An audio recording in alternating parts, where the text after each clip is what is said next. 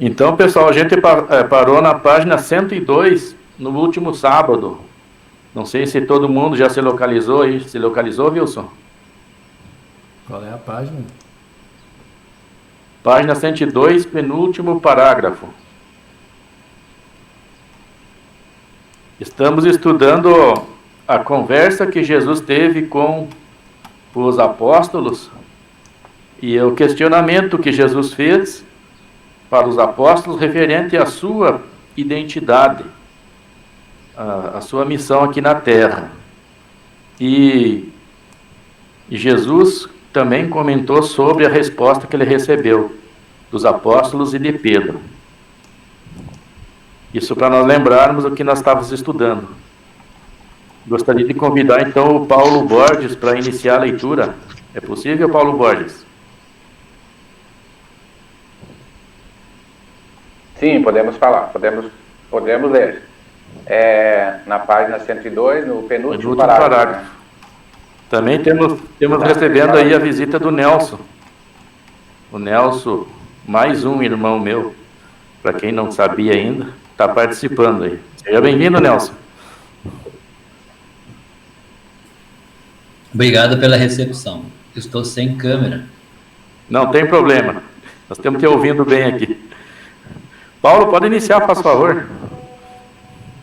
Então o César está mais forte hoje. Com certeza. O apóstolo Pedro, ao identificar Jesus como o Cristo, Messias ou enviado de Deus, simboliza, de um lado, o médium... Acho que não é aí, Paulo, que a gente parou. A 102? 102 é no penúltimo parágrafo. É que aqui eu tenho é diferente no teu. Eu tenho no computador, é diferente. Mas diz aí onde que era. E tudo o que ligares na terra e será ligado nos céus. Deixa eu achar aqui, é que eu tenho ali no computador.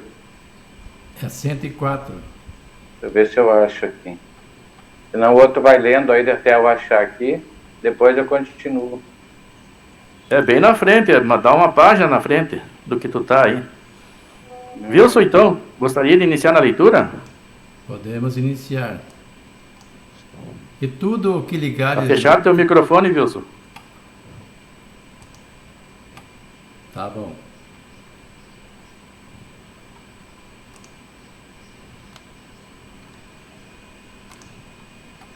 Agora fechou o meu texto aqui, está aqui. E tudo o que ligares na terra será desligado nos céus. Tem outros significados, já que ligar e desligar se expressam como o mal escraviza, prende, limita, reduz e degrada o ser humano. O bem liberta, expande, dinamiza, eleva o ser. A experiência de cada pessoa se efetiva na esteira de vinculações com a ressonância de paz. A minha imagem tem um probleminha aqui, tem um símbolo em cima que está atrapalhando a minha leitura. Deixa eu ver. Passar para Claudilane, então. Claudilane. Tá. Na verdade, nós paramos no parágrafo anterior. Anterior, é verdade. E tudo o que ligares na terra será ligado nos céus. Se traduz como uma criatura responsável que alcança o estágio de consciência iluminada. O ser esclarecido não tem como alegar desconhecimento dos fatos. Se por um lado a ignorância tem sido usada para atenuar certas ações humanas, o conhecimento confere, por outro, o atestado inarredável de responsabilidade. Sendo assim, os gravames e os atenuantes se refletem no futuro, por força da lei de causa e efeito, uma vez que, A lei está escrita na consciência.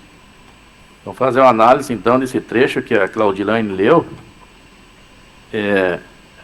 Quem é que teria dito essa frase naquela conversa que estava ocorrendo?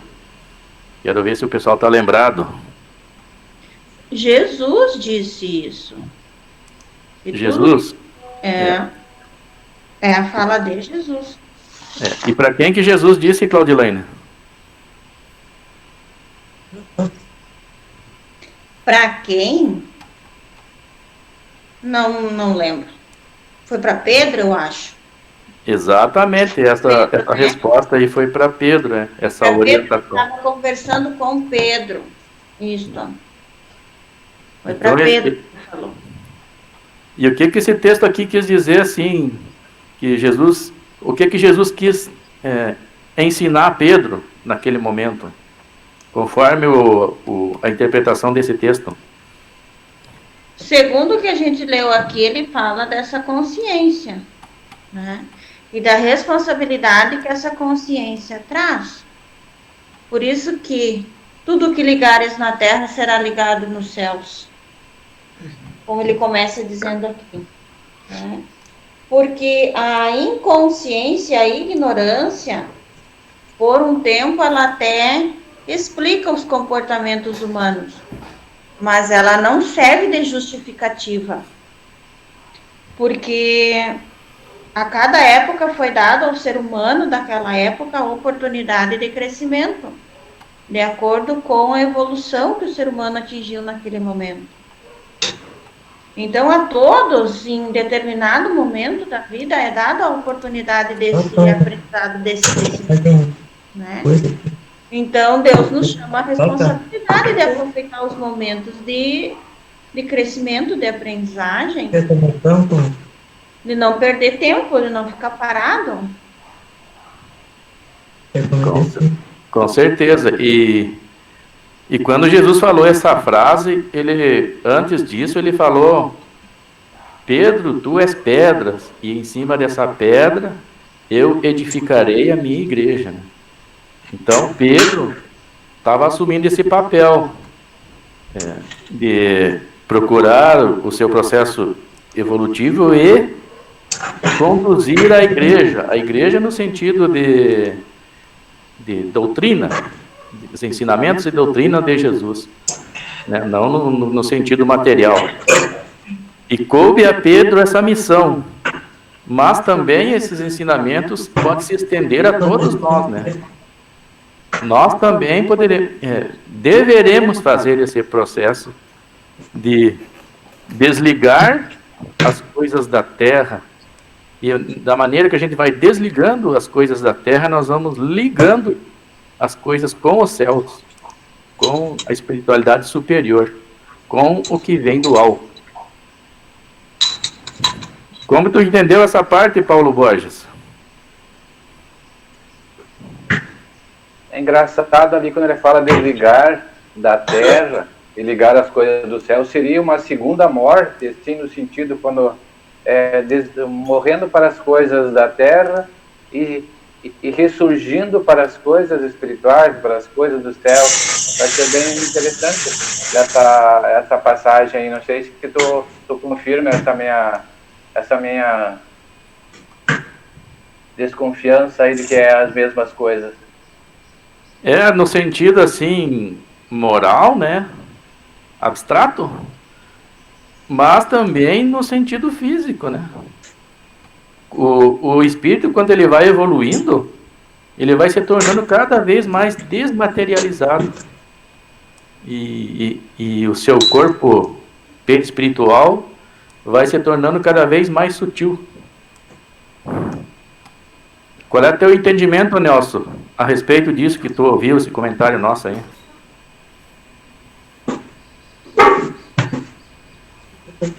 Eu achei que vocês comentaram bem direitinho como tinha que ser. Eu só gostaria de comentar ali, quando tu falasse sobre Pedro, a questão da ligação, sobre esta pedra fundamentarei a minha igreja, ou alguma coisa parecida assim, né? Sim. Ele não estaria falando de Pedro, ele estaria falando da mediunidade, que o texto anterior comenta que ele teve aquela intuição, aquela interpretação, né, de que através da mediunidade, e que a mediunidade é onde ele então embasaria sua igreja, o seu ensinamento. Sim. Aham.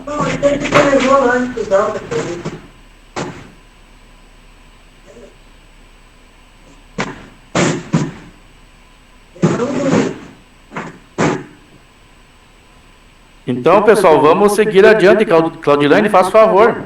Segue na leitura para nós.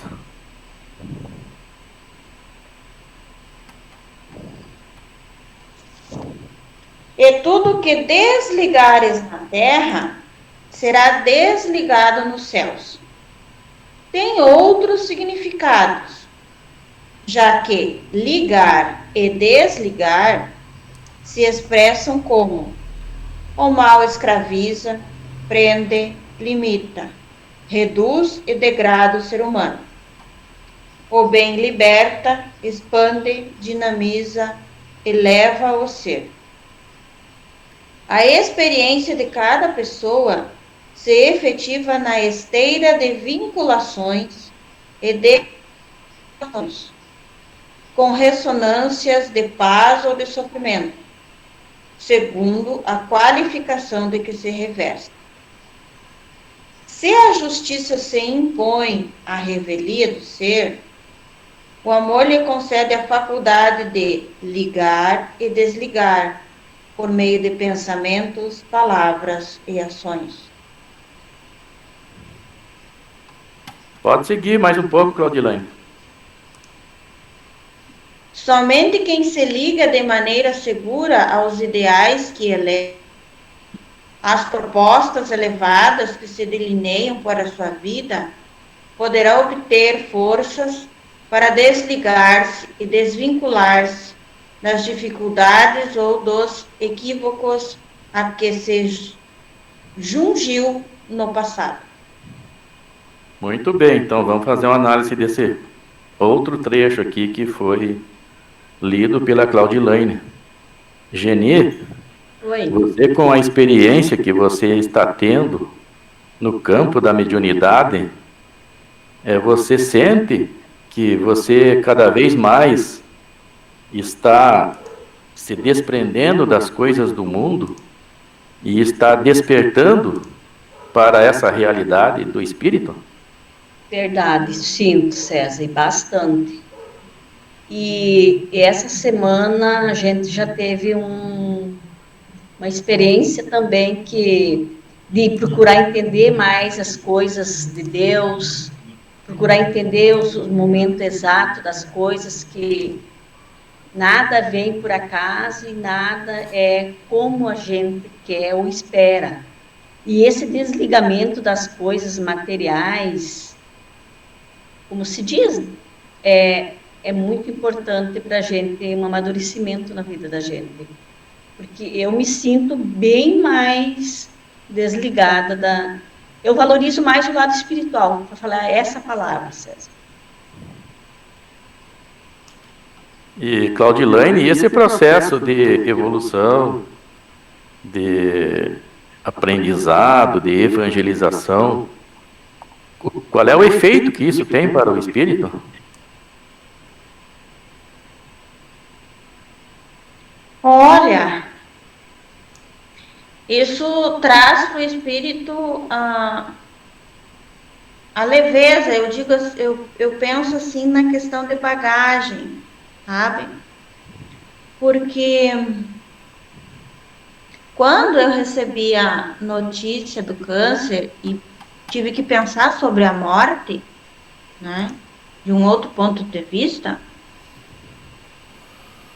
o que mais pesou nessa experiência para mim foi justamente essa questão de o que eu levaria comigo, o que a minha alma carregaria se eu tivesse mesmo que partir dessa existência.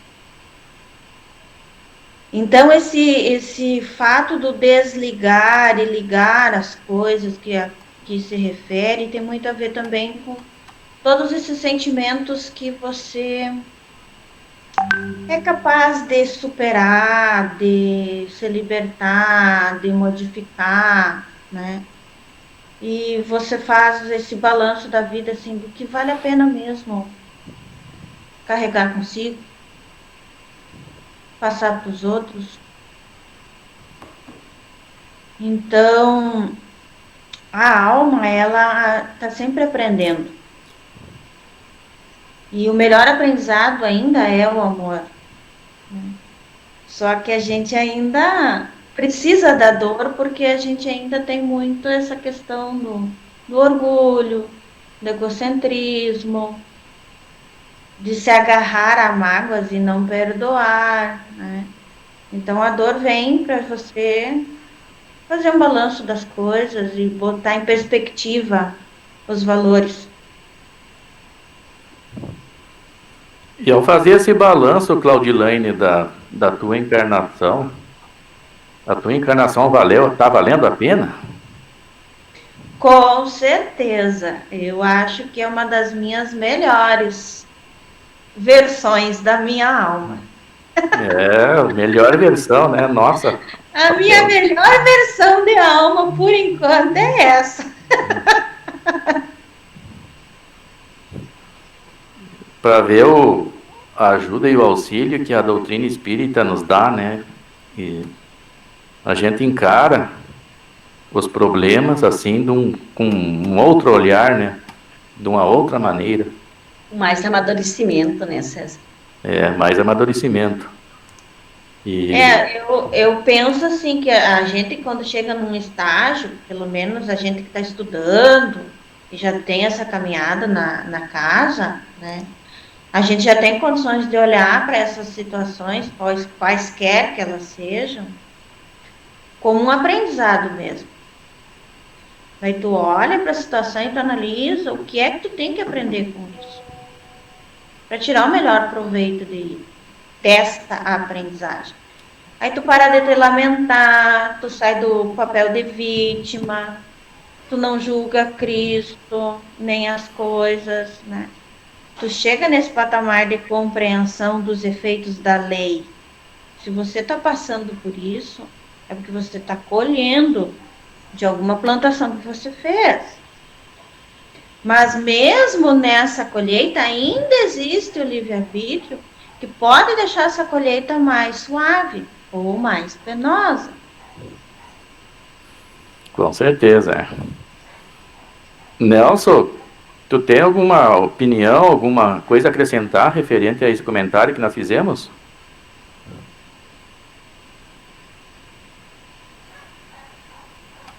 Hoje estou meio aéreo aqui.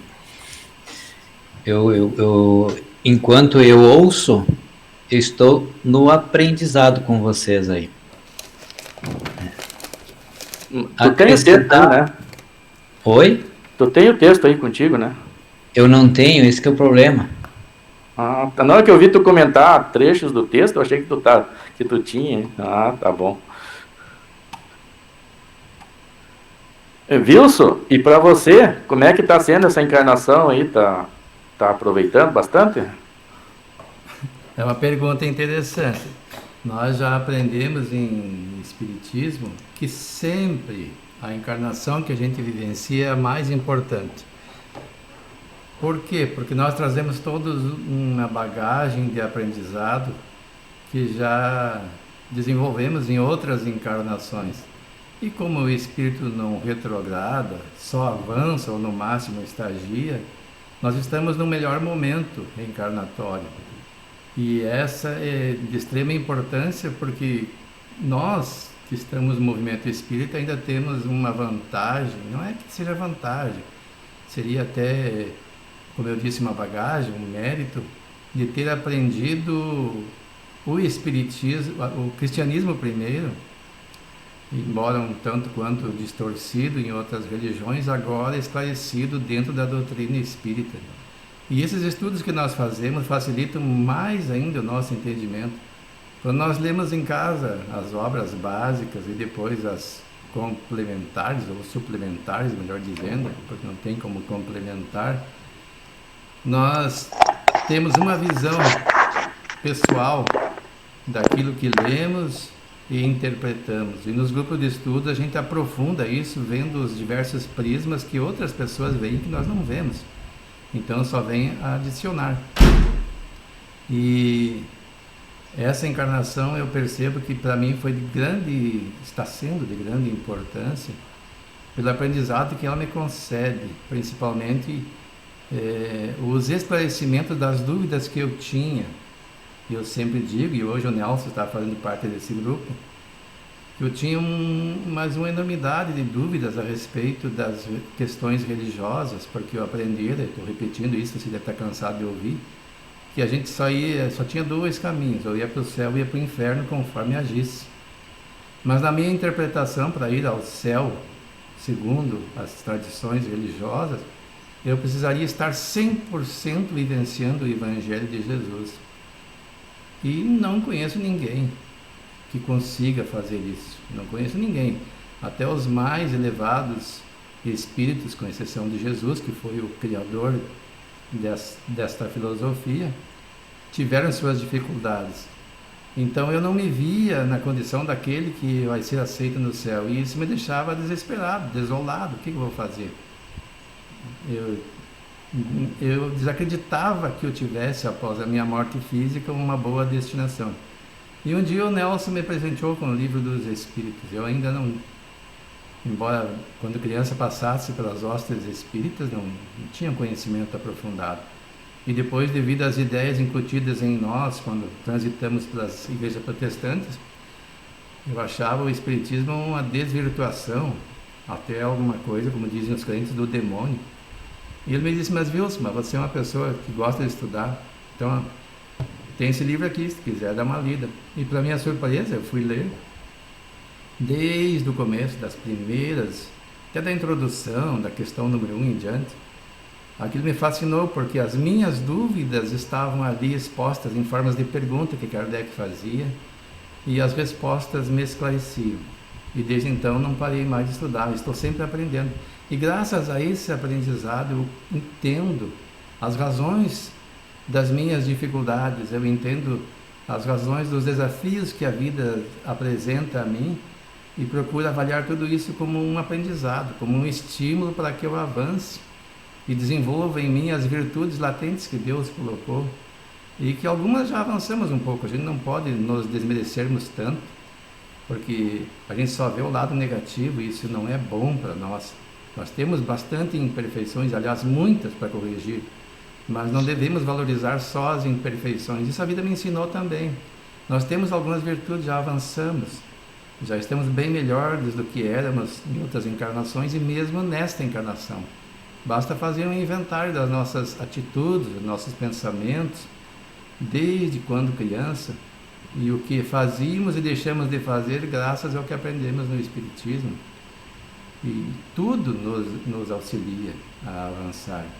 As dores, os reveses da vida nos ensinam a dobrar a cerviz, a vencer o orgulho, a própria vaidade desmedida, e a gente vai vendo que tudo vem em nosso benefício, porque Deus ama todos nós como seus filhos que somos, e não nos permite passar por nada que não seja para o nosso próprio benefício, embora no primeiro momento, para nós isso pareça uma coisa que deva ser evitada. Claro, deve ser evitado, mas não com revolta, mas com o aperfeiçoamento do nosso proceder, do nosso pensar, e do nosso, assim, agindo, mudando o nosso modo de ser, certamente as coisas acontecerão de modo bem melhor. Então isso que hoje nós não gostamos que aconteça conosco, não acontecerá mais, não terá motivo, estará fora da lei de causa e efeito. Pelo contrário, nós teremos efeitos bem melhores se agirmos bem agora. Então, reforço. Aprendi muito nessa vida, estou aprendendo muito, e tenho certeza que ao retornar à pátria espiritual, não teria alcançado aquilo que propus alcançar quando reencarnei, mas estarei bem melhor do que quando nasci para esta encarnação. Muito bem, então, pelo que o pessoal aí concluiu, essa encarnação nossa é de grande importância, né? E até pelo fato de nós estarmos conhecendo a doutrina espírita, e muitos daqui, né, já praticaram a mediunidade, esse intercâmbio com a espiritualidade. Então esse processo de libertação das coisas do mundo, ele se torna mais intenso, né? E o espírito, ele vai aos pouquinhos, conforme o Platão definiu, né? Saindo da caverna, né? Nós vamos saindo da caverna, daquele ambiente ali, cujo qual muitos se encontram, né? Totalmente cego para esta nova realidade, né? Que a doutrina espírita vem nos apresentar. Paulo Borges conseguiu se localizar aí no texto? Sim, estou aqui, estou acompanhando. Posso ler? Lê para nós então, faz favor. Então mandou aos seus discípulos que a ninguém dissesse que ele era o Cristo. Mateus 16, 20. Ao instruir que se guardasse sigilo quanto ao fato de ser ele o Cristo, o mestre evidenciou, mais uma vez, que só o amadurecimento e a iniciativa espirituais poderiam favorecer o entendimento de que era o Messias aguardado. Revela maturidade espiritual que sabe identificar o momento em que um fato ou informação deve ser divulgado. Imaginemos no caso do Cristo. Haveria um clima de contenda entre os discípulos, resultante das características individuais e dos interesses de cada um.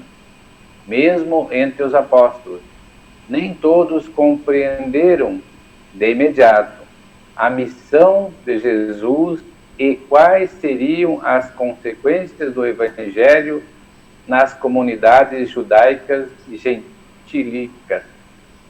Era importante, pois, que o povo, sobretudo os sacerdotes, membros do Sinédrio e mandatários romanos, ignorassem naquele momento quem de fato era Jesus. Vamos fazer uma análise então desse trecho que o Paulo Borges leu. Jesus, certos acontecimentos, ele pedia sigilo para os apóstolos, né? E não foi num acontecimento só. Em vários acontecimentos ele pediu sigilo, um sigilo assim momentâneo, sabendo que mais tarde iria ser revelado, iria ser divulgado aquele acontecimento, porque era de grande importância para a humanidade. Mas, devido à perseguição sofrida por ele e pelos seguidores, era importante que se mantesse sigilo, porque Jesus conhecia como ninguém esses sacerdotes do Sinédrio, os fariseus, os saduceus, que eles não aceitavam que Jesus realmente era o Messias. E se isso fosse revelado, provavelmente a morte e a crucificação de Jesus seria antecipada, iria ocorrer antes do tempo. E isso iria em prejuízo os seus ensinamentos, a sua missão, né, a sua doutrina aqui na Terra. Não sei se tu queria acrescentar alguma coisa, Paulo Borges. Não, é isso mesmo. E também nós podemos assim ter uma interpretação, não sei se cabe nesse texto, mas Jesus, eu deixava essa curiosidade também, assim, para as pessoas ficar curiosa, por que Jesus guardou o segredo, qual é que era, se tinha alguma coisa, eles podiam ficar curiosos sobre esse sentido também. Mas eu acho que nesse texto aqui não cabe isso, mas em alguma outra parte, sim. Dona Antoninha, eu gostaria da sua opinião. Eu me lembro que na quinta-feira a senhora revelou que nem todos os seus filhos são seguidores da doutrina espírita, né? E a senhora entendeu então que todos nós temos um tempo para compreensão, para despertamento? Sim, César. Por exemplo, eu também, como diz, não dei tudo aquele exemplo que eu gostaria de ter dado, por causa que eu, como diz, eu sou atrasado. Sei que tem muitos erros, mas eu trabalhei bastante ainda. Eu trabalhei em outras casas. Então, daí o meu filho, ele é evangélico, é obreiro, sabe? Ele trabalha mesmo. Daí foi que ele passou para Assembleia Restauração. E agora, por exemplo, ele até ignora um pouco o espiritismo.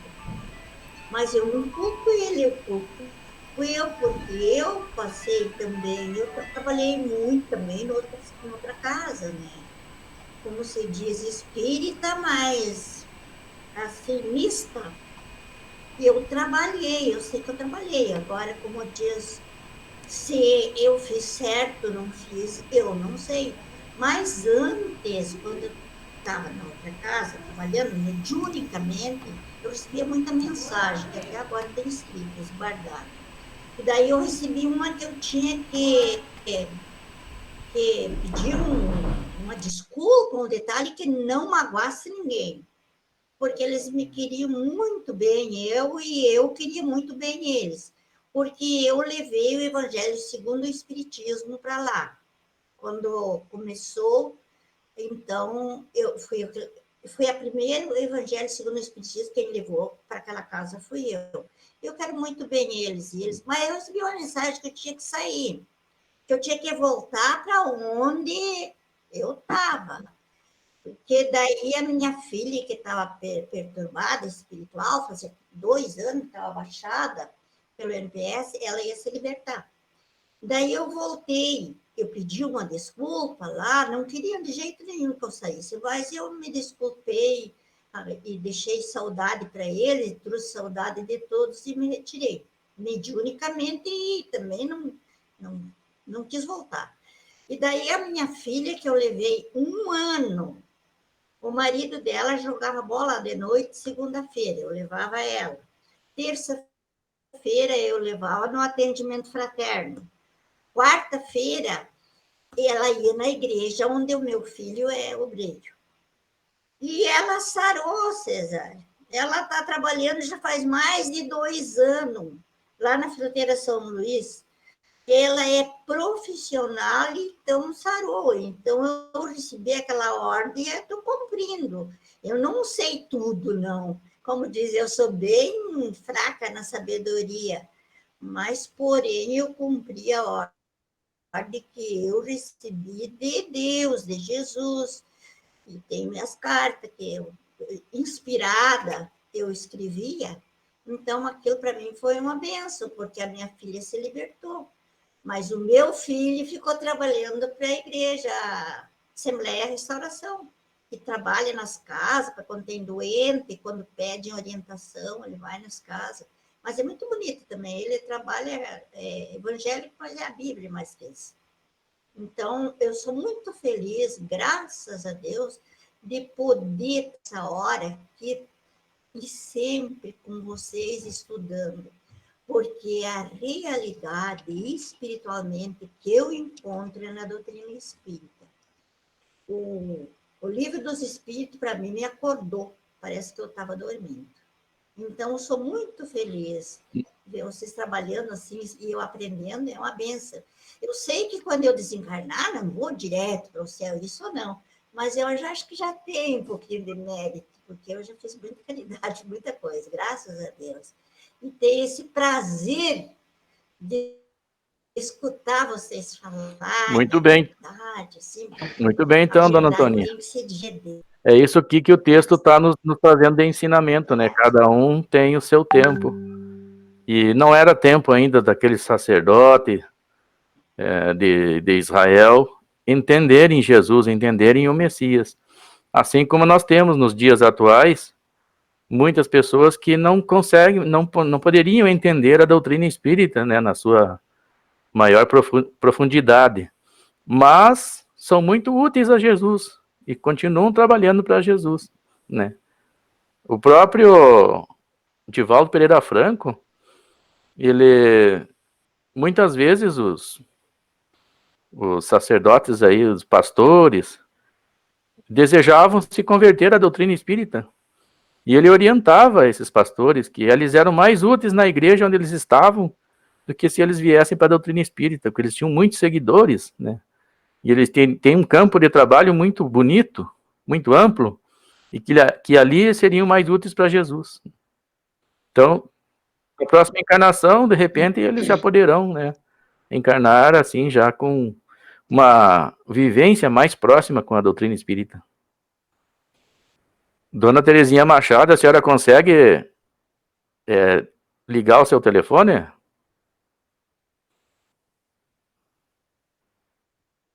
Microfone. Telefone. A senhora passou por uma experiência na sua vida, a senhora relatou esses dias, né? E como é que a senhora vê, assim, a senhora trabalhou na mediunidade também? Com o passar do tempo, com a sua vivência, a senhora está conseguindo fazer essa ligação mais intensa com a espiritualidade na prática da doutrina espírita? Estou procurando fazer. Porque quando eu passei pela prova difícil do câncer, eu tinha tanta fé que na mediúnica eu via como eu ia ser curado e tudo. E agora eu estou começando de novo a me esforçar para receber aquela fé que eu tinha para a cura deste Parkinson. Diz que não tem cura, mas ao menos uma que melhore um pouco, porque a gente fica muito ruim, tem dias que fica muito ruim, muito cansado. Mas serviu muito para mim essas experiências que eu tive, serviu. E a gente serviu e eu fiquei, eu tinha feito até uma promessa de visitar as pessoas que tinham câncer onde elas estavam recebendo os remédios, e não fui. Talvez seja isso que agora nem dirigir o carro não posso, tenho que depender dos outros. E quando eu tive o câncer ali, eu dirigi. E como é que a senhora, assim, entende essa sua experiência de vida? Ela foi útil para o seu espírito? Acresceu alguma coisa? Está crescendo? Acredito que sim. Acredito que sim. Porque muita coisa que eu não sabia ainda, estou aprendendo. Estou vendo que está melhorando. Já tem dias que eu não tenho a paciência necessária ainda. Tenho que me resignar bastante. Muito bem, então vamos seguir adiante. Queremos desejar também a boa-vinda para a Irene, que acabou de chegar ali, sentou ao lado do Wilson. Wilson, segue na leitura, faz favor para nós.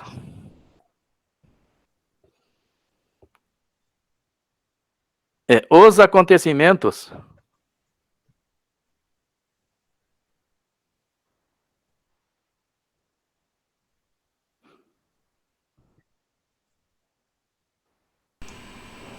Os acontecimentos não devem ser precipitados, como bem nos esclarecem os Eclesiastes.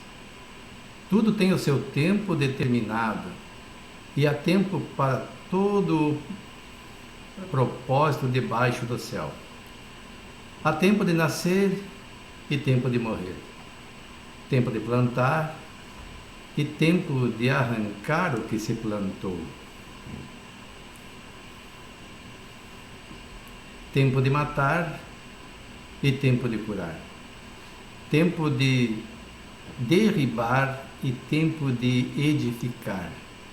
Tempo de chorar e tempo de rir. Tempo de prantear e tempo de saltar. Tempo de espalhar pedras e tempo de juntar pedras. Tempo de abraçar e tempo de afastar-se de abraçar. Tempo de buscar e tempo de perder. Tempo de guardar e tempo de deitar fora.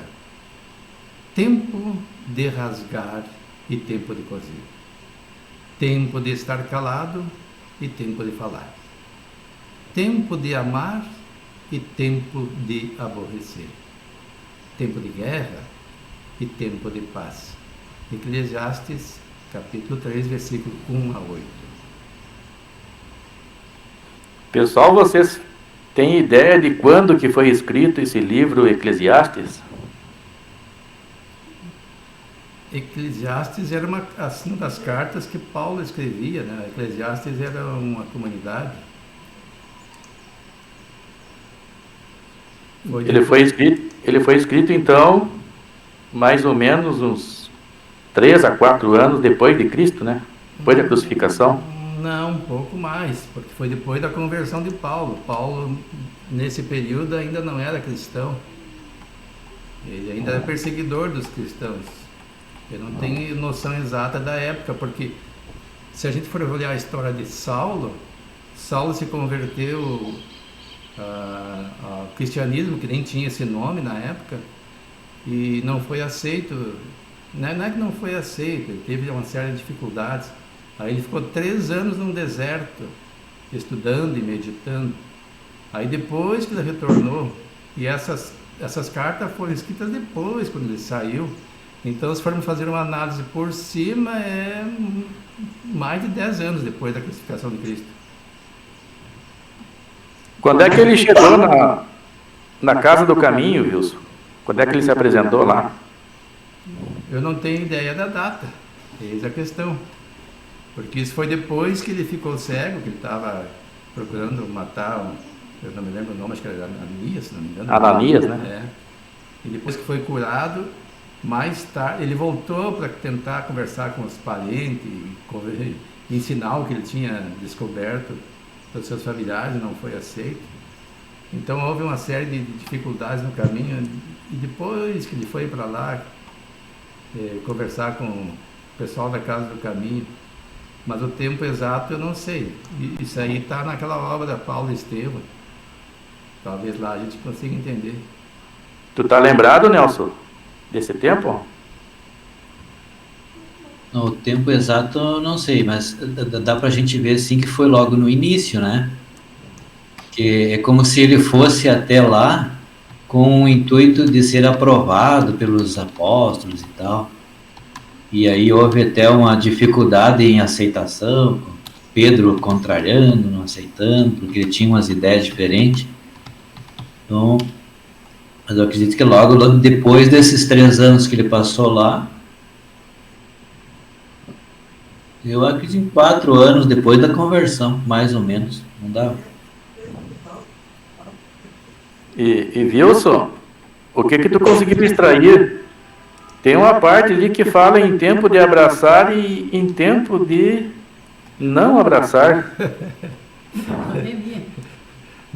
Que interessante isso, né? Eu li aquilo ali, me lembrei da nossa situação de hoje. Mas claro que não tinha nada a ver com a pandemia, isso aí é uma carta diferente, um tempo diferente, com outro significado, né? Mas essa mensagem que ele escreveu para o pessoal lá do Eclesiastes, ela quer dizer que tudo tem um tempo. Tem um tempo em que as coisas acontecem de uma certa forma e tem outra que elas têm que ser diferentes. Se formos ler todo o texto, tem um tempo que é de uma coisa, depois do tempo que é o contrário. Agora, texto, o que ele quer dizer com tempo de abraçar e tempo de...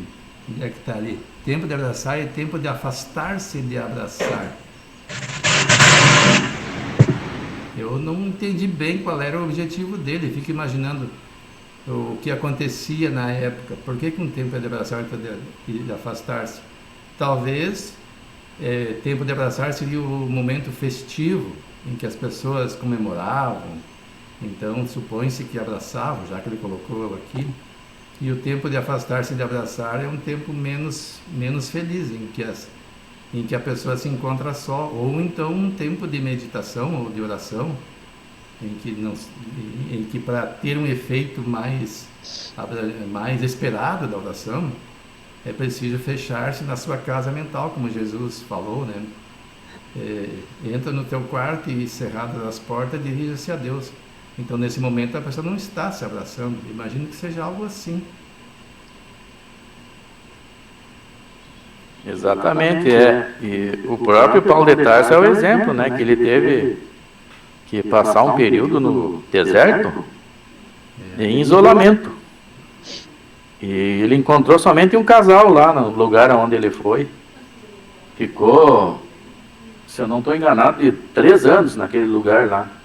É isso, né, Paulo Borges? 3 anos? 3 anos. E ele aceitou com resignação aquele período, né? Porque ele sentiu que ele precisava reformular as ideias, os pensamentos, e ele estava diante de uma grande mudança, né? E nós estamos aceitando este isolamento que está sendo imposto, né? Por essa pandemia. E por que isso está acontecendo, né? Aí a gente precisa refletir a respeito disso, né? Por que isso está acontecendo com a humanidade? É um período de transformação, é um período de colheita, né? Ali de tempo de plantar e tempo de colher, né? Então nós estamos num período de colheita. Assim como nós estamos num período também de seleção. Seria, conforme o Evangelho, seria realizada a colheita, né? E depois é que seria feita a separação do joio e do trigo, depois da colheita. Então tudo isso é necessário, a providência divina que está acontecendo. E nós temos que controlar a nossa aflição, né? A nossa ansiedade, e ter mais confiança, como diz assim o nosso amigo Haroldo Lutadira, né? Mais confiança no piloto. Ele conta uma história de um avião, né? Que estava naquela oscilação do voo, e todo mundo começou a ficar apavorado. E havia um menino no canto lá, tranquilo, brincando com seus brinquedos, né? E o avião balançando. Daí alguém perguntou para o menino: mas tu não está com medo? Não está com medo de morrer? Não está com medo de cair? Daí o menino disse assim: não, o piloto é meu pai, né? Então ele tinha plena confiança no pai dele, né? No piloto. E nós temos confiança no piloto? Né? Aí fica a questão, fica a pergunta: por que a gente é tão apavorado? Viu, César? Eu estou lendo aqui uma postagem da revista super interessante. Está dizendo que aquele momento em que Saulo caminhava lá a caminho de Damasco foi no ano 34 da era cristã.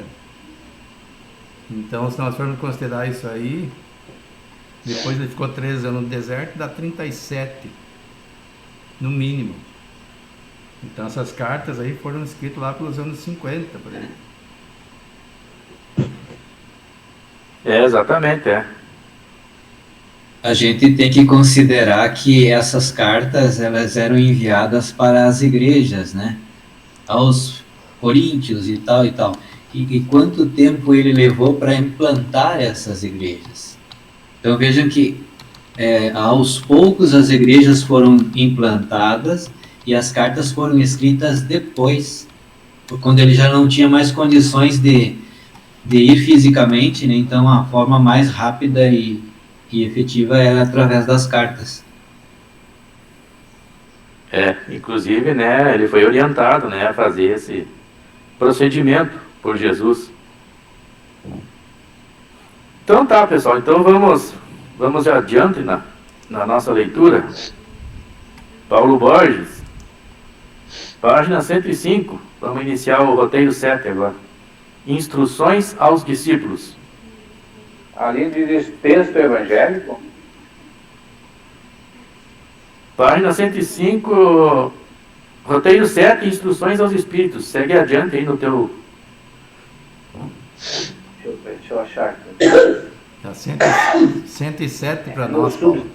No subsídio ali, César? É, Está ali. Texto evangélico.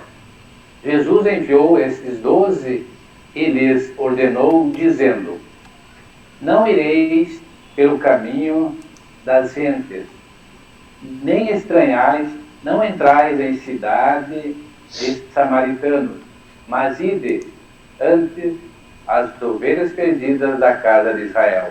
E ainda pregai, dizendo: é chegado o reino dos céus.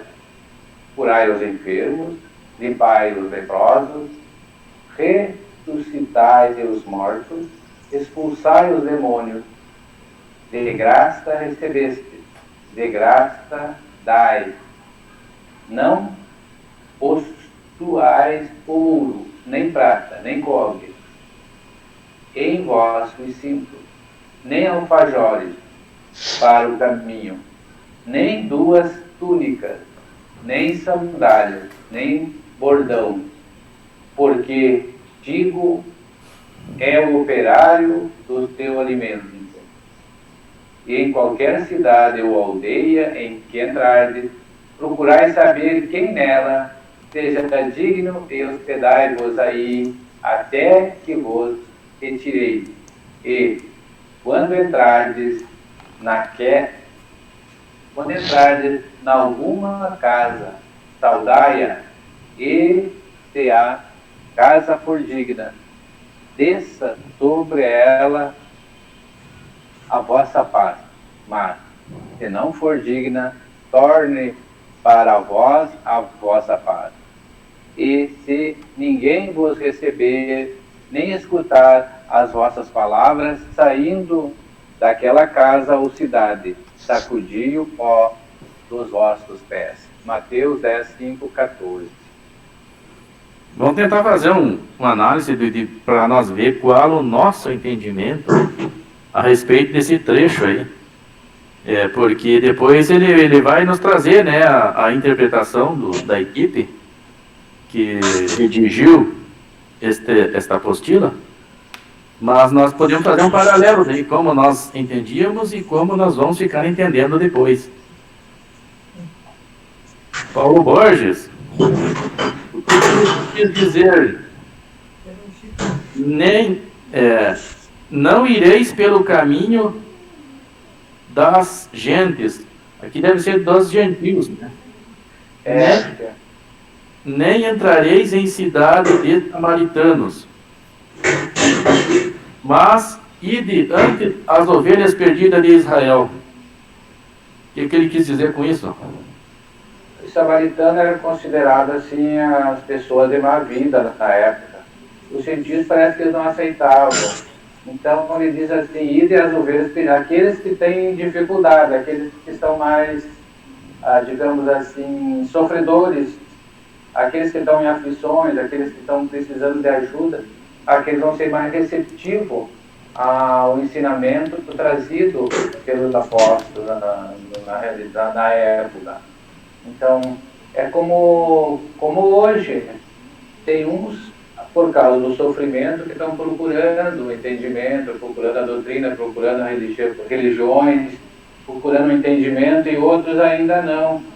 Então, eu acho que na época está meio assim parecido, não mudou muito, assim, apesar do tempo, a nossa evolução era bem lenta, ainda continuamos ainda, assim, nesse sistema, ainda pouco evoluímos. Wilson, o que você entendeu dessa parte, hein? Qual parte do caminho das gentes? Jesus tinha preconceito contra os samaritanos, como aquele povo possuía? Por que que ele orientou aí primeiro as ovelhas perdidas de Israel? Eu sou suspeito para responder porque eu já li o texto, então eu já vou avançar. Não sei se eu devo avançar, então eu já tenho um mínimo conhecimento do que a gente vai estudar ainda, né?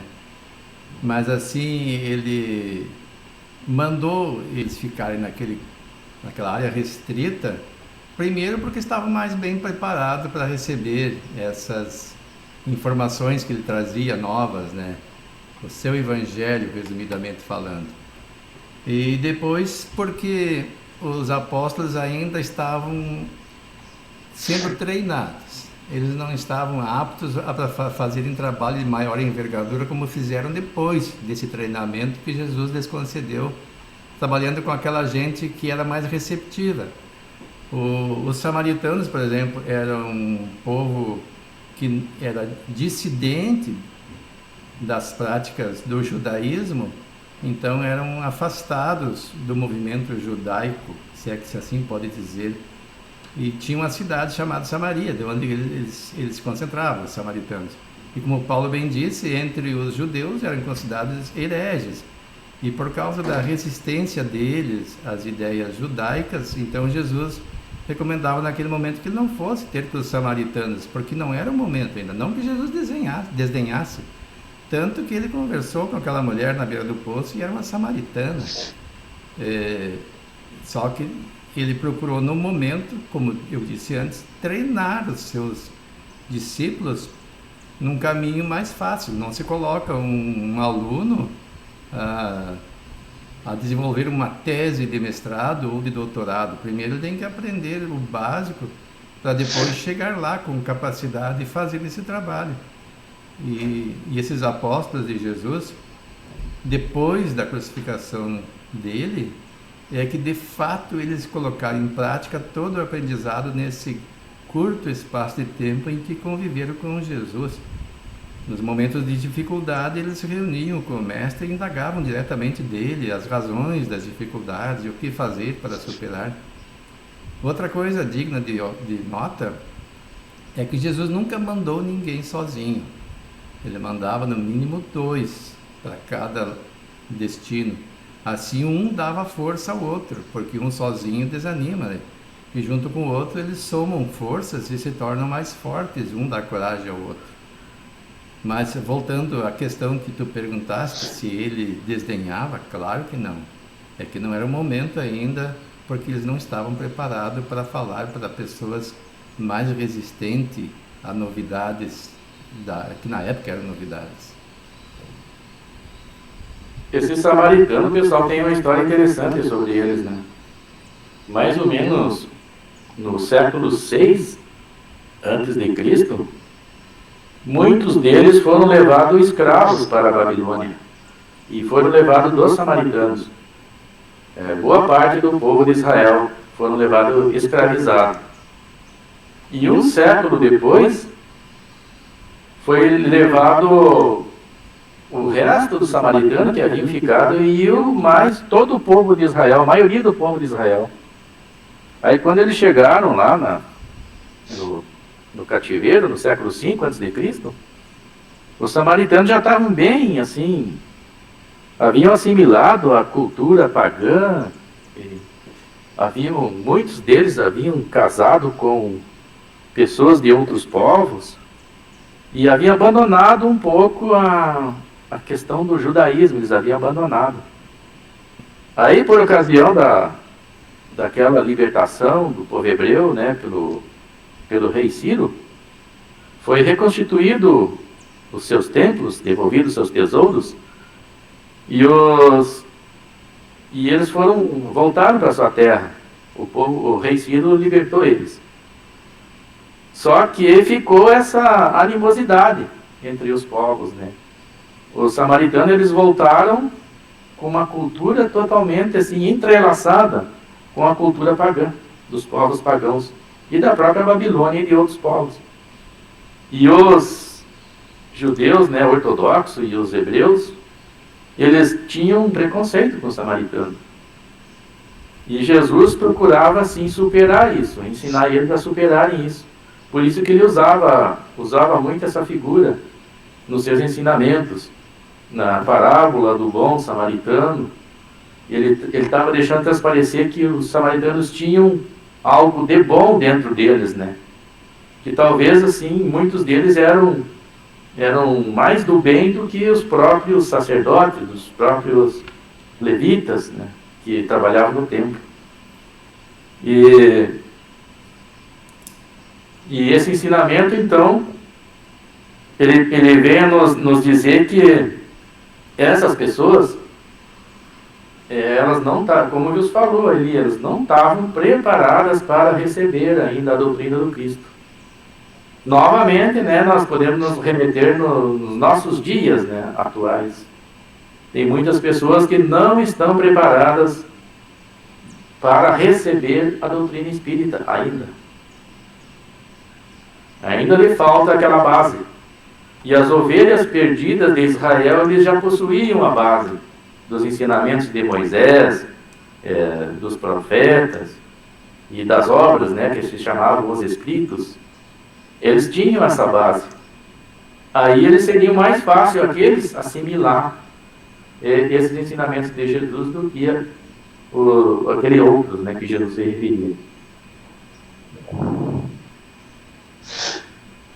Outra coisa que eu queria perguntar, Jesus, ele ensinou a ressuscitar os mortos, ele orientou os apóstolos a ressuscitar os mortos e expulsar os demônios. Nelson, o que tu tem a dizer sobre isso?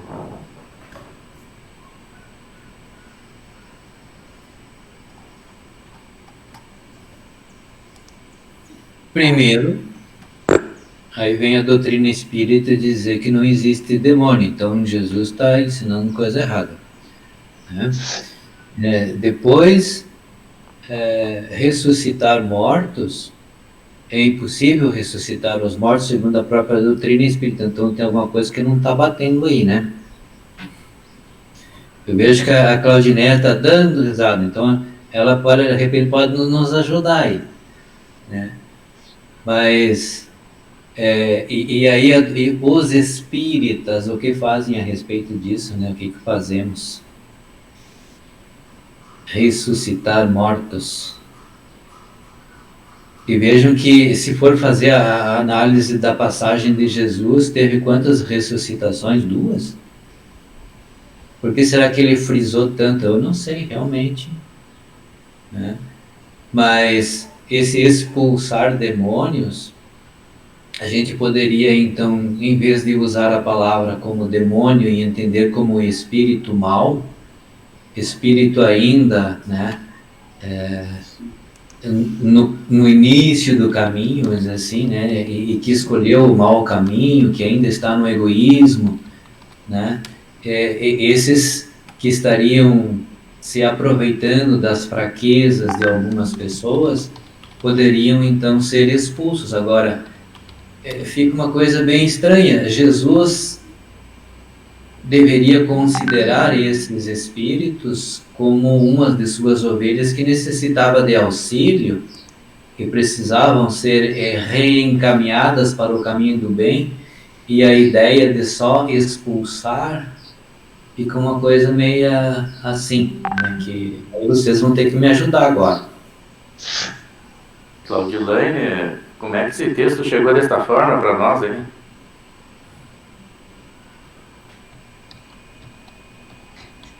Essa questão da letra, a gente tem que pensar nas traduções, né?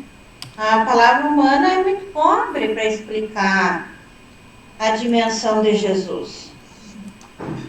Então, foram os termos que ficaram registrados, mas isso não significa que foi exatamente assim que Cristo falou. Então, quando a gente começa o estudo, o próprio estudo diz que é para a gente tirar conceito, não seguir a letra, porque a letra em si é morta, né? Então, e os termos eles variam de uma língua para outra, de uma cultura para outra, de um povo para outro. A linguagem humana é muito pobre, muito falha. Mas nesse trecho em especial, eu imagino que Cristo estava se referindo às curas e libertações que eram possíveis de serem feitas pelo corpo no nível que ele se encontrava.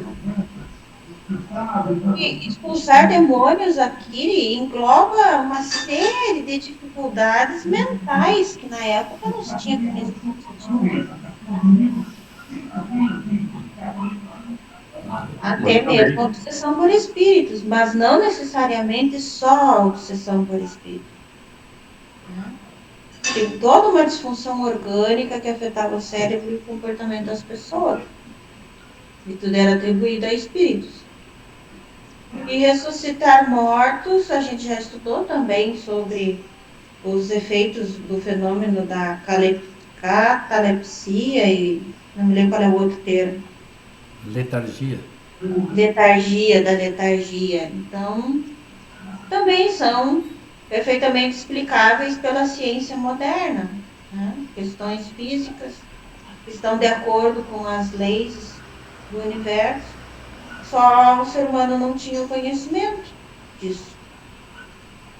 Coisas que aconteciam naquele tempo e que não tinham uma explicação científica. Então, ficou essas palavras com esses registros para a posteridade.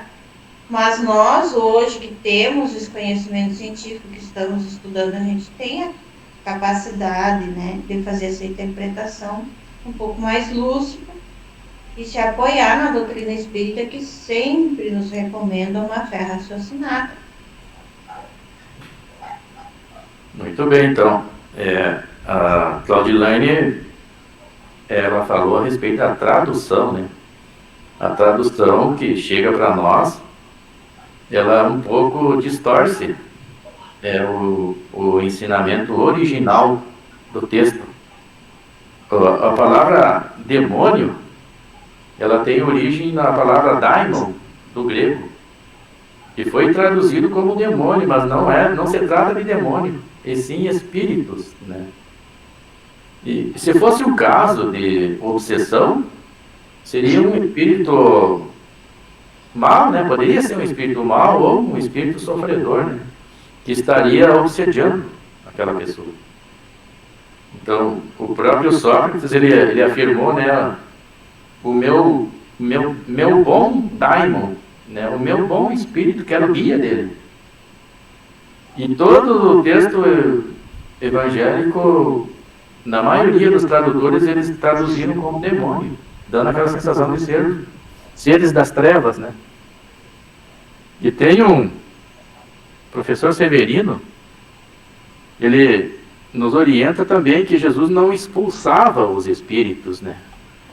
Obsessores, ele encaminhava, a gente já comentou, né, em outros encontros, ele encaminhava para o lugar de tratamento, porque Jesus amava a todos, inclusive aqueles espíritos desencarnados que estavam naquele processo obsessivo. E é dessa forma que nós trabalhamos também na Casa Espírita. A gente não trata o obsessor como algo maligno, a gente trata ele com amor, com respeito. E ele também precisa de auxílio. Imagina se Jesus não iria fazer isso, né? Não iria encaminhar ele ou para um lugar de recuperação, e se ele não tivesse condições ainda de ir para um lugar, um posto de socorro, uma cidade espiritual, ele seria encaminhado para regiões onde ele pudesse passar pelo processo de purificação, né? De redenção da alma. Então ele encaminhava, né? Ele não expulsava. O professor Severino foi bem claro, né, nesse sentido. Imagina, né, César, já o espírito já é desequilibrado, ainda tu tratar ele com ódio, com rancor, a reação seria bem maior. E, no caso, tem que tentar vencer pelo amor, né? Pelo amor, né? A gente tem experiência já que pelo amor é um trabalho que é realizado. E na maioria das vezes, quando concluído, né, aquele mal ele não retorna, aquele espírito ele não decai novamente. Quando concluído, né, quando ele consegue se redimir, quando ele consegue se sensibilizar. Concorda, Paulo Borges? exatamente isso. E eu também ali, eu acho que assim, ressuscitar os mortos seria ressuscitar eles para uma vida espiritual, tirar eles daquela só da parte física e ressurgir para as coisas espirituais também. A gente podia acrescentar isso aí, eu acho. Também tem o duplo sentido, né, Paulo? Tanto aquele caso de letargia e de catalepsia, mas também aquele mortos de fé, né? Mortos de esperança. Eles seriam ressuscitados para uma vida ampla, né? Uma vida com Jesus, no caso, né? Jesus usava essa expressão morte muitas vezes como metáfora. Ele próprio disse, né? Deixai os mortos a enterrarem os seus mortos, mais ou menos isso, né? Ele falou para aquele jovem, né? Então, como é que o morto ia enterrar o outro, né? Então, era uma metáfora que ele estava usando. Então, vamos adiante, pessoal. Não sei se alguém gostaria de acrescentar alguma coisa. Deus, gostaria de acrescentar alguma coisa? O que me chama a atenção aqui é quando diz assim: e se ninguém vos receber, nem escutar as vossas palavras, saindo daquela casa ou cidade, sacudi o pó dos vossos pés. O que Jesus quis dizer com isso? Eu fico pensando o significado de sacudir o pó dos vossos pés. Eu acho que é para a pessoa não levar nenhum ressentimento e também não insistir. Ninguém quer receber, né? Porque na época era tradição, era costume. Hoje isso não existe mais. Eram poucos os viajantes. E quando alguém chegava de fora, ele era recepcionado e acolhido dentro das casas das pessoas, e as pessoas se tornavam gratas. Imagine se ninguém recebesse naquela época. Então a pessoa se revoltava. O que Jesus estava dizendo aqui é para não se revoltar. Sacudir os pós é não levar nada. E no caso, o que ele podia levar de uma recepção dessa seria o ressentimento. Acredito que seja essa a interpretação a entender do texto, porque certamente não é literal, né? Para sacudir os pós com o pó do pé, qual é o significado disso? Inclusive, quando era costume lavar os pés, né, do viajante, do peregrino, quando ele chegava numa residência, ou ungir a sua cabeça com óleo, né? Também era um processo de purificação. E caso a pessoa não fizesse isso, ela não estava recebendo bem aquele viajante. Mas isso tudo tem um movimento anímico, né? Um movimento emocional, sentimental, que envolve esses personagens aí. Daí agora o texto ele vai nos explicar ponto a ponto, né? Também o que significa não levar alforjes, não levar 2 túnicas, nem sandálias. O que significa isso? Então, não se apegue em demasia com as coisas materiais, né? Use somente o necessário para que a sua missão tenha um foco específico, né? Na razão dela ser, na razão dela existir. Sim, porque se for levar isso ao pé da letra, hoje em dia é impossível. Como é que tu vai sair de uma cidade para outra e não vai levar mantimento? Mantimento não leva, mas tu leva recursos para comprar mantimento, para se hospedar. Não tem mais essa de sair sem se preparar, senão se torna impossível qualquer empreitada. No tempo de Jesus não precisava levar, eles eram acolhidos nas casas dos... Tem isso também, né, dona Terezinha? Tudo que precisava, as pessoas elas forneciam, né? Aos peregrinos, aos viajantes, né? Não tinha nem como levar muita coisa mesmo, porque o transporte era a pé, a maioria das vezes, né? Então vamos adiante lá. Claudilane, poderia seguir na leitura para nós? Leio sim. Vamos lá.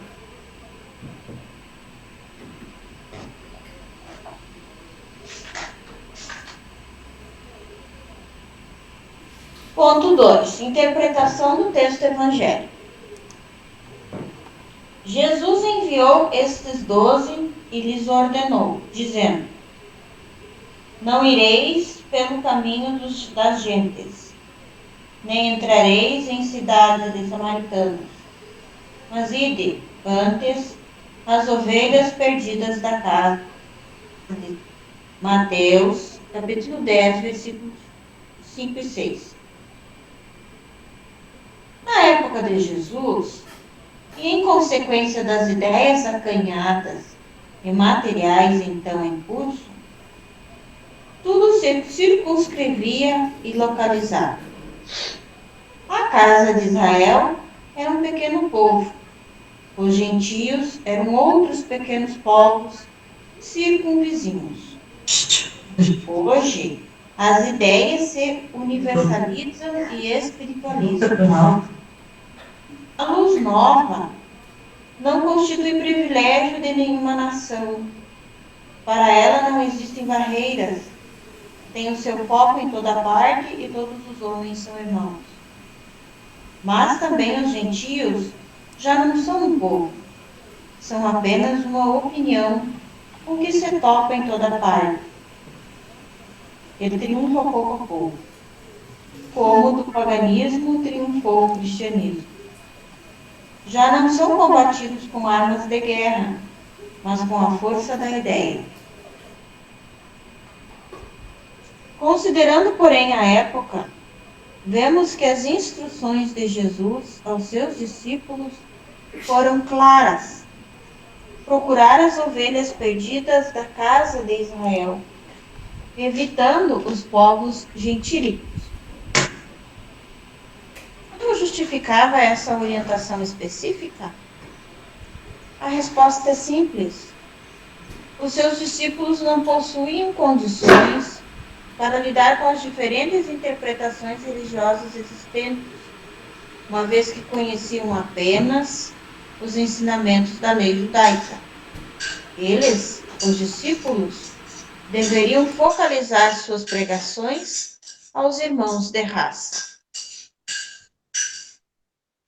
Importa considerar também que Jesus, de certa forma, estava submetendo seus discípulos a um teste, treinando-os para as futuras lutas que haveriam de passar na difusão do cristianismo.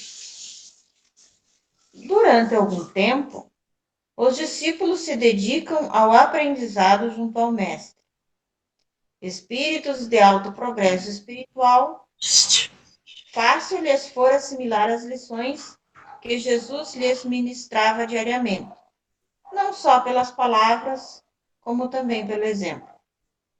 Fortificados pela fé que Jesus lhes acendera nos corações, estavam preparados para continuar a obra evangélica que Jesus lhes confiaria. A missão dos 12 apóstolos começa, pois, entre os próprios judeus, afastados do judaísmo, ovelhas perdidas da casa de Israel. O trabalho com os gentios, as gentes, caberia em especial ao apóstolo Paulo de Tarso em época posterior. Importa refletir um pouco mais sobre o sentido de ovelhas perdidas da casa de Israel, das gentes e cidade dos samaritanos, citados no texto evangélico. As ovelhas perdidas eram os judeus afastados do judaísmo. Os caminhos das gentes são as comunidades gentílicas. Cidade dos samaritanos é a Samaria, capital do reino dissidente de Israel. Os israelitas eram naturalmente os indicados para primeiro receberem o evangelho, dado o longo preparo espiritual que a lei de Moisés os tinha submetido. Dirigindo-se a eles, os discípulos encontrariam um terreno propício à semeadura. A história nos relata que muitos judeus estavam insatisfeitos com os seus sacerdotes, marcadamente voltados para as práticas exteriores. Com as intrigas religiosas existentes entre o clero e os membros do Sinédrio, com a servidão a Roma e os acordos políticos. Dessa forma, mantinham-se afastados das sinagogas. Existiam também os judeus que já não se contentavam com as práticas do judaísmo oficial, por julgá-las falsas, inadequadas ou sem sentido.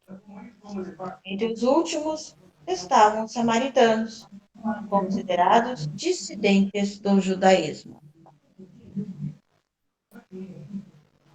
Após o cisma das 10 tribos, Samaria, cidade dos samaritanos, se constituiu a capital do reino dissidente de Israel. Os samaritanos estiveram quase constantemente em guerra com os reis de Judá. A versão profunda, datando da época da separação, perpetuou-se entre os dois povos, que evitavam todas as relações recíprocas. Vamos fazer uma análise, então, desse trecho aqui que a Claudilane leu para nós aqui. Esse trecho aqui é bem longo. Para nós ter uma ideia do contexto naquele tempo de Jesus lá, como estava distribuído o povo de Israel. E a gente já, em encontros passados, a gente já analisou aquele povo. Por que eles tinham o nome de Israel? Eram israelitas e não hebreus, né? Por que não se chamavam hebreus? E por que hoje em dia se chama judeus? Alguém lembra aí o porquê disso? Paulo Borges, tu lembra, Paulo Borges? Eu sei que tem uma história do lado do rio ali, que tem uns ficavam de um lado, outros ficavam de outro.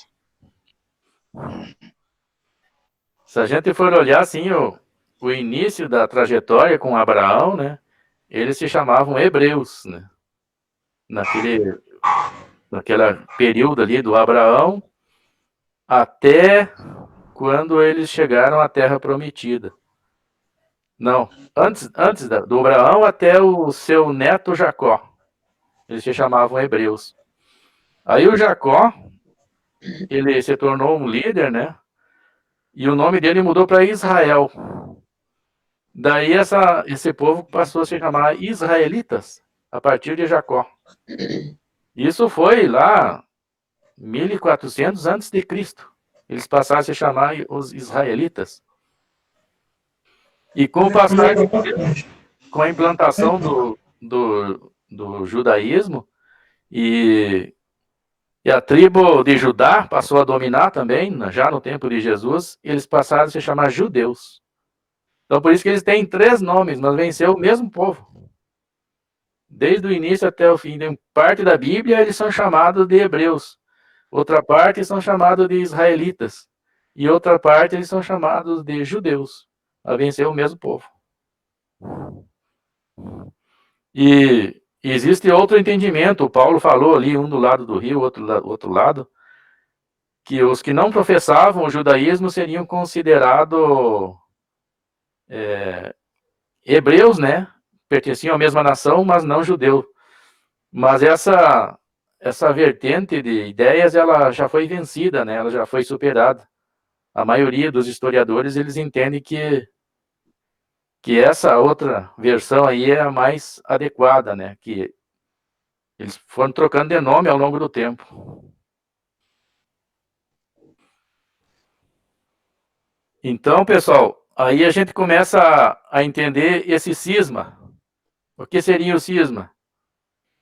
No tempo do rei Davi, 1000 anos antes de Cristo, não existia, existia tribos esparramadas, né, no território lá de do Israel, né, o povo de Israel. E o rei Davi, ele conseguiu unificar essas tribos, né, essas 12 tribos, formando um reino só. Por isso que ele é tão importante para o povo de Israel até hoje, né?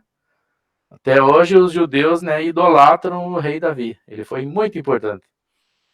E o filho dele, o Salomão, ele teve um reinado assim de muitas riquezas, né? Ele se tornou um dos reis mais ricos da terra, porque ele passou um período de paz. Ele não criava conflito e não aceitava guerras com os vizinhos. Daí ele prosperou muito.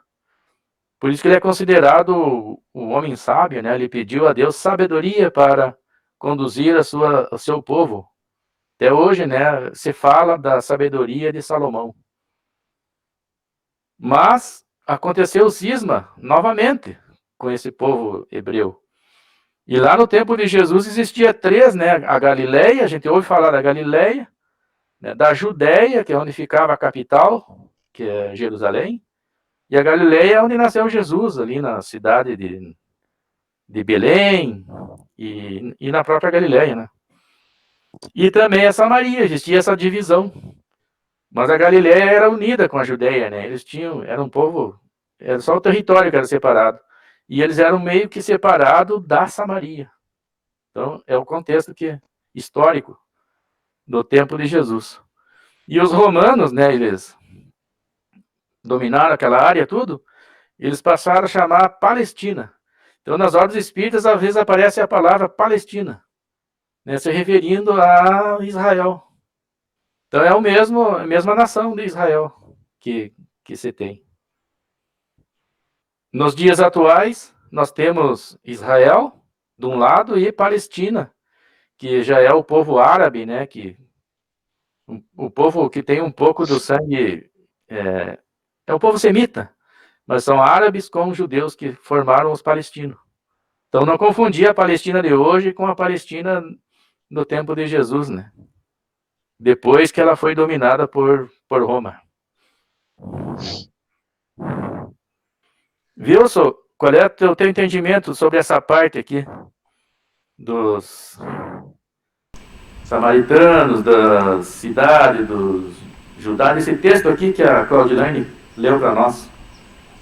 Eu já tinha abordado um pouco antes, porque eu já havia lido isto. Ele está esclarecendo as razões por que Jesus mandou os seus seguidores, os seus discípulos, não sair daquele círculo restrito onde ficavam os judeus.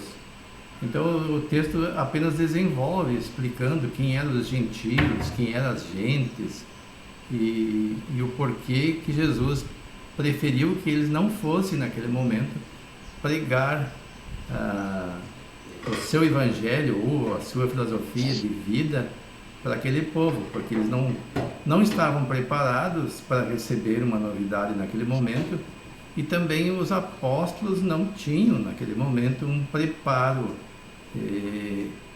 vamos dizer assim, de conhecimento até, mas principalmente de resistência moral para enfrentar a resistência a aceitar essas informações novas daquele povo, porque eles eram, além de ser dissidentes, ainda eram resistentes ao próprio judaísmo. Imagina uma verdade que viesse aprofundar o conhecimento de Deus e as questões da vida, ia se chocar com aquele povo. Então precisava ter uma pessoa mais gabaritada, e o objetivo de Jesus nesse momento era treinar os discípulos.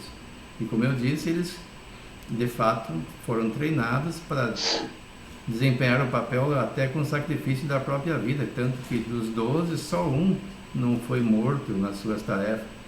Os demais perderam a vida física pregando o evangelho, enfrentando as resistências dos povos onde foram divulgar. Mas Jesus não abandonou os gentios, né? Ele sabia que teria essa tarefa outros missionários, né? Como Paulo de Tarso. A gente vai ver mais adiante no estudo que quem recebeu a principal incumbência foi Paulo. Por isso que ele foi buscar Paulo, que na verdade naquele tempo não era Paulo. Paulo foi um pseudônimo que ele adotou, era Saulo, né? porque ele viu que era um homem de fibra. Ele perseguia os cristãos, mas com convicção, não por como é que se diz assim? Me fugiu o termo, mas aquela pessoa que fica em cima do muro, que age para receber um benefício, mas não por convicção. Porque ele estava convicto de que as ideias do Cristo eram subversivas, então ele perseguia a subversão. Mas quando ele entendeu que estava errado, que ele perseguia o próprio Messias que ele esperava, então ele mudou radicalmente. E a fibra que ele tinha para defender as ideias judaicas radicais, ele usou também para defender depois as ideias cristãs. Então foi ele que deu o primeiro passo para sair daquele círculo restrito e propagar o Evangelho de Jesus fora. E graças a ele, eu sempre pensei assim, desde que comecei a estudar, é que o cristianismo chegou aonde chegou até hoje e continua a se expandir. Muito bem, pessoal, a conversa está boa, mas nós estamos passando o horário já, 6 minutos, né? E precisamos encerrar. Eu gostaria de agradecer a presença de todos aí e convidar para o pessoal prosseguir firme, não arrefecer, né? No próximo sábado nós nos reencontrarmos novamente.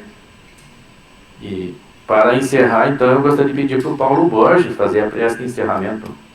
É possível, Paulo Borges? Sim, podemos fazer. Gostaria, então, de convidar a todos para agradecer esse momento de paz, de estudo, de serenidade. Agradecer a Deus, nosso Pai, Jesus, nosso Mestre amado, e a equipe de trabalhadores, quando nós se reunimos sempre para estudo, tem uma equipe junto conosco, dando a sustentação, dando o amparo, dando a inspiração para que essas luzes dos esclarecimentos cheguem aos nossos corações. Pedimos, então, a proteção amiga para todos os lares neste momento que estão ligados nessa videoconferência, que todos os amigos recebam essa energia boa, guarde com vocês e auxilie todos aqueles que vos rodeiam. E também todos nossos irmãos, companheiros de tarefa, de caminhada, possam também receber todos aqueles que nós lembrar. Sabemos que hoje tem esse feriado, muitos deslocam, que essa energia boa possa auxiliar para que tudo corra bem. Também nossos irmãos que já partiram para o mundo espiritual, recebam essas vibrações boas, de saudade boa, de lembrança boa. Sabemos que nós espíritas lembramos todos os dias dos nossos desencarnados, dos nossos amigos, então não há necessidade de datas específicas para esse momento, mas sabemos que eles também se agitam nesses momentos. Lembramos deles e mandamos essa vibração de paz, de energia boa, irradiando para todas as casas espíritas da região, da nossa UME, das nossas federações, também as outras casas, todos possam receber essa vibração nesse momento que nós estamos afastados das nossas casas, nós estamos ligados nessas videoconferências entre amigos, estamos perto pelo coração, pelo sentimento, pelo desejo de se instruir e de melhorar a cada dia. Agradecemos a oportunidade, todos os companheiros que estiveram conosco, e desejo, assim, um ótimo final de semana a todos, muita paz, muita luz, e que nós ficamos em paz. E que assim seja, encerramos, então, esse estudo de hoje. Que assim seja, então. Um bom final de sábado para todos, e um bom domingo e uma boa semana para todos nós. Tchau, tchau, pessoal. Tchau. Igualmente, tchau. Tchau.